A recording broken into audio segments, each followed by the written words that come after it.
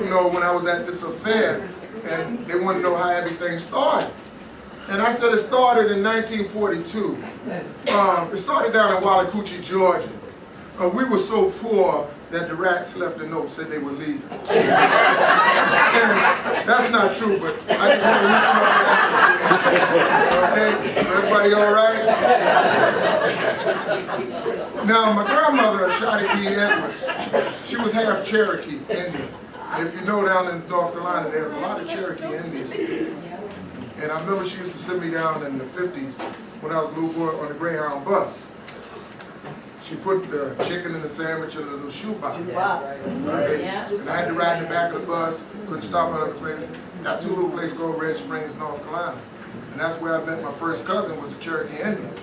So it was a little black boy, a little white boy, and an Indian. And we played together, but then we went to the movies. I had to go up in the balcony on the right side. They wouldn't even let me sit with my cousin because the Indians were on the left side, and my little white friend was down below. So, you know, that's how it was. Then I try to tell the kids, water fountain for color, okay? You know, there's so many different things that y'all know.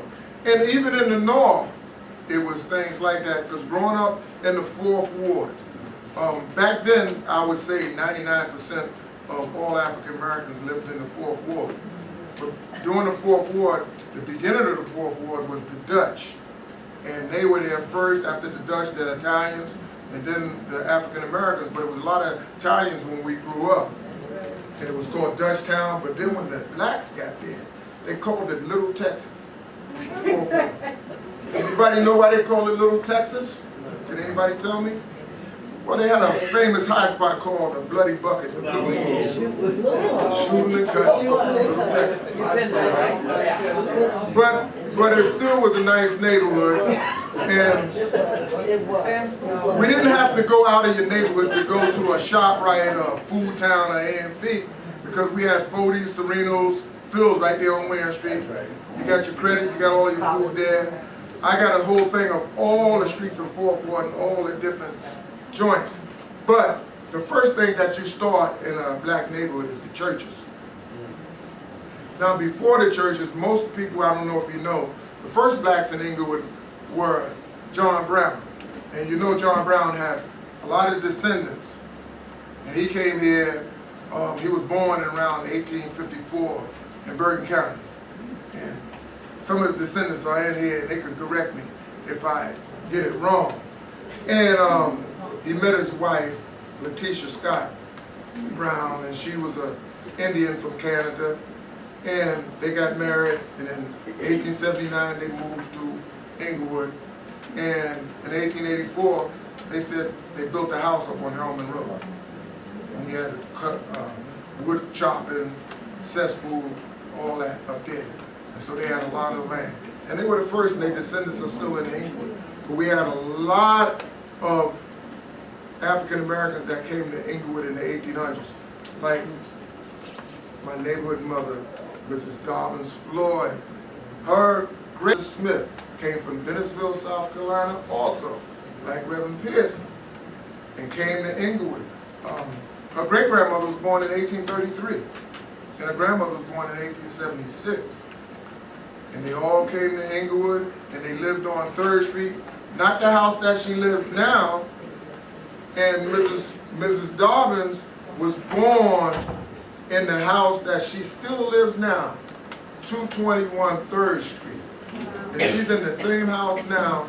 She's born with her twin brother, Norman Dobbins. I knew him well. Drove a bus, a policeman, and Dr. Willoughby, the first black doctor in Englewood, died in 1945. Delivered her in Norman with Virginia Brown. She was a midwife. It was just like down south. She was from J Street, right, Miss Dobbins? Yeah. And she's still in that house on 221 3rd Street. It will be 88 her next birthday. And looking fly back there. Yeah, always tough. But my mother's dead, but I still got other mothers. Her and Mrs.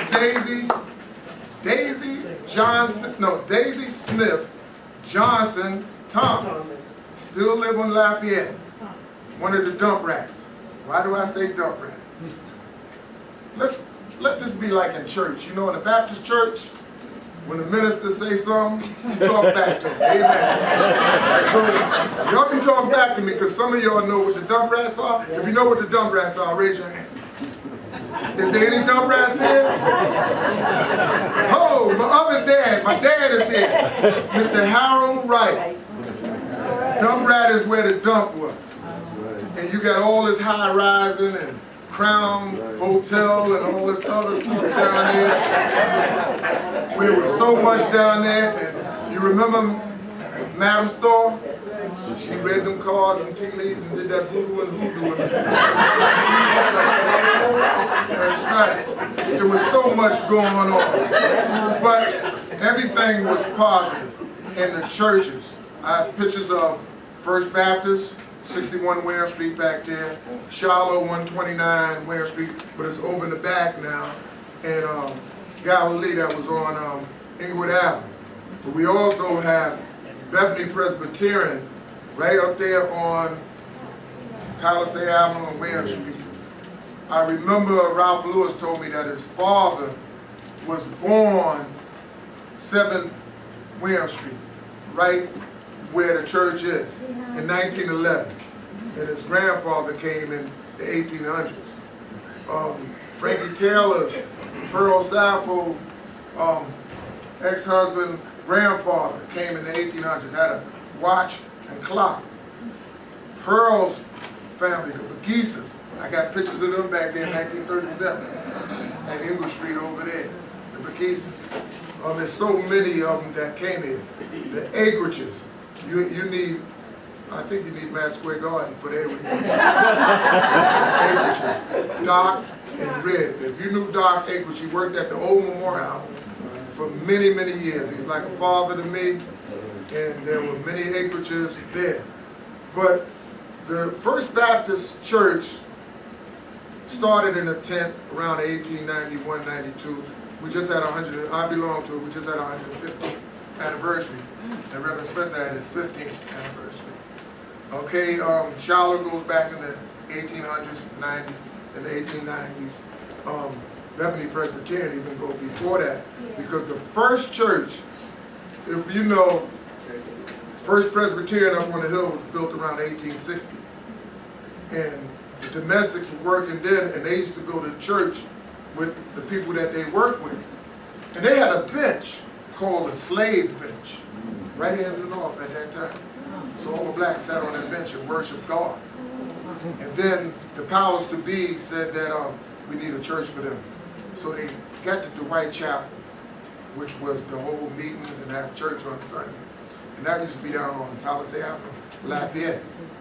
And then the Bethany Presbyterian came in the turn of the century. And they had Reverend Griffin.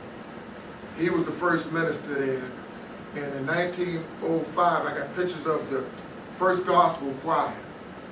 And John Miller and his wife, which is Joan Wardell Miller, gave me a lot of pictures. And she told me those were her uncles and aunts in that choir in 1905, the Bristows.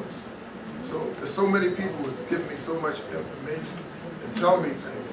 But Reverend Griffin, superintendent of his church, Mr. Wright, wife was, I don't know what to say about her, because she had 22 kids. I don't know what can you say. When did she have time to relax? Okay, I know they didn't have television and radio, but I guess that was her entertainment. Yeah. 22 kids, and they all participated in the church. Because we all know you started in the church. I had to go to church. I didn't want to go. I had to sit up in the second row because my grandmother was a deaconess. I sit in the back of the bus now. I won't sit up in the front. When I go to church, I sit in the back.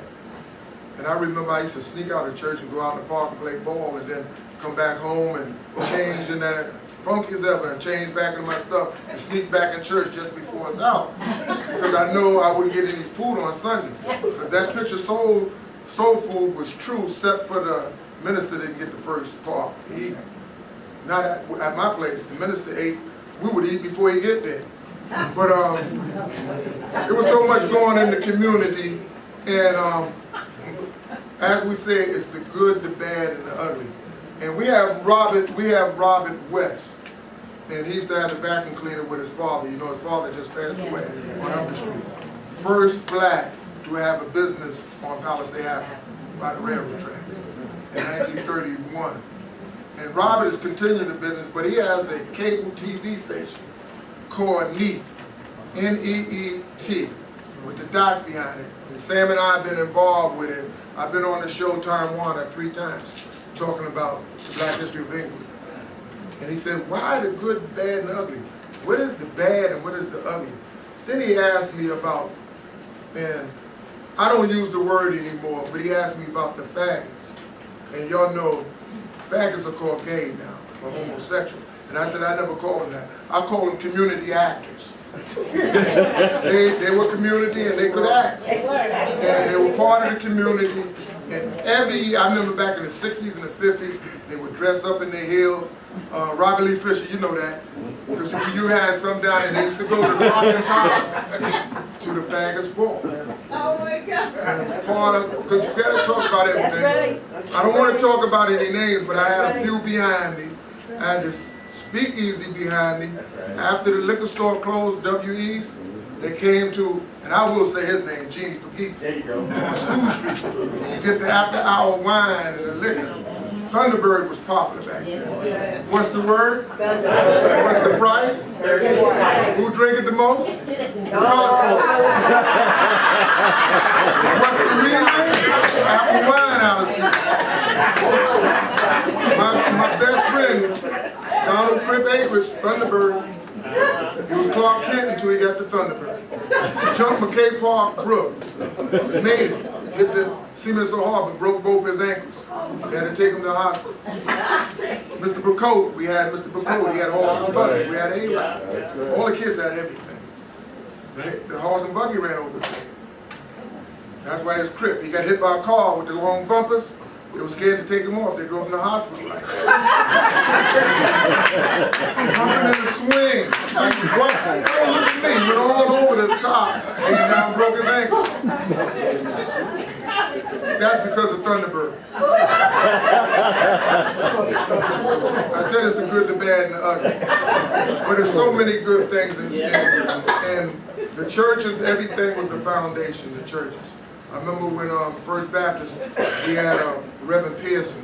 Some of y'all remember the other Reverend Pearson. Tall, dark, and handsome. The women loved him. I can't say anything. And then Reverend Goodman came in 1948. He baptized me in 1949. And he brought First Baptist to the modern era, built it, then they moved up on Englewood Avenue. Same with Shiloh. They did their thing, and then they moved, got the new one built in there, I think in the 80s. And then Galilee's over there. We have community been around, but not as long. Mount Olive used to be Mount Calvary, and now Mount Calvary is over here across from St. Cecilia. That church was built in the 1885. And you know I'm not going to leave Ebenezer out, because I wouldn't be able to go home if I didn't. But she started at First Baptist, right, as a little girl, and then the Ebenezer, and Mrs. Floyd. It's just mind-blowing what she has accomplished. In 1939, she graduated from Whitemore High School. She went to Hampton College, now it's Hampton Institute University. And she also taught at the School of Blind, professional piano player and singer. She was one of the few blacks that escaped Lincoln School and came to English Street. And she met that old mean lady, I don't know if you remember, Miss Reed. Yes, she was the music teacher. Yes, right. And she's much older than me, but Miss Reed was still there. Beat you in the hand with the ruler and all that stuff. But she was a singer. And she was the best singer. And they toured all over New Jersey. And they had a gospel choir that toured New Jersey, New York, Connecticut, and whatnot. And she's still going strong. And her roots are so many of the Smiths. Her nephew, Howard Smith, some of y'all know him. His father was Edward Smith, first black coach in Englewood history at Englewood High School, right over there. This right here was the Franklin School. So that was the high school there. With Richard Itchy Goo father was a basketball star over here at English Street. And his uncle, Howard Allen, was in the class of 37 at Monroe, who Miss Floyd know.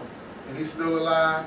He was a professor at Virginia, University of Virginia, and he retired. Mean basketball player.